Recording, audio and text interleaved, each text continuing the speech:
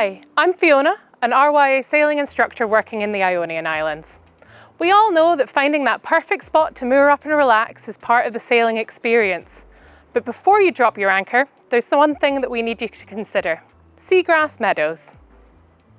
In this video, we're going to explain why seagrass is so important, why your anchor won't hold in these habitats, and how to safely moor in areas where seagrass is present. Now, what exactly is seagrass?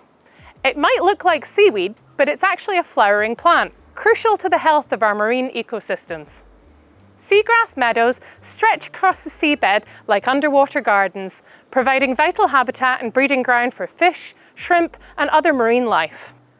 They also act as a natural buffer against coastal erosion, and believe it or not, they're champions at capturing carbon dioxide from the atmosphere. In fact, a seagrass meadow can bind up to 35 times more CO2 than a forest on land. The main type of seagrass in Greece is called Posidonia, or Poseidon's beard, and is common across the Ionian and the Aegean. You can see seagrass meadows as darker patches underwater in depths of around 10 metres, especially contrasted against the lighter sand. When looking off the boat into the water, polarised sunglasses cut down on the glare on the surface, allowing you to see the meadows a lot easier.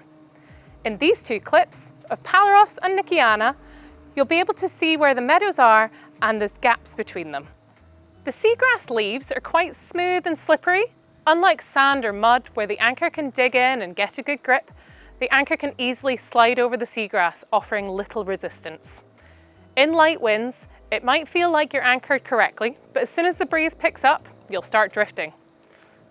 If the anchor does grip, it'll probably be on the root systems of the plant, which can easily become dislodged suddenly under the pressure of the yacht, again leading to the yacht drifting. The environmental impact of the yacht's anchor is a big concern. Imagine dragging a heavy anchor and chain across a delicate underwater garden. It's like ripping up flowers in your grandma's prize-winning rose patch. The anchor can tear up the seagrass leaves and damage the root systems, hindering growth and their ability to thrive. Some popular anchoring spots in the Ionian already show the scars of seagrass meadows where anchors have been scraped along the seabed over and over again. These scars take a long time to heal, and in some cases, the damage can be permanent. If you want to anchor in an area where seagrass is present, you need to make sure your whole anchor and chain is in an area of sand. You need to use a minimum ratio of 4 times the water depth for the amount of chain you let out.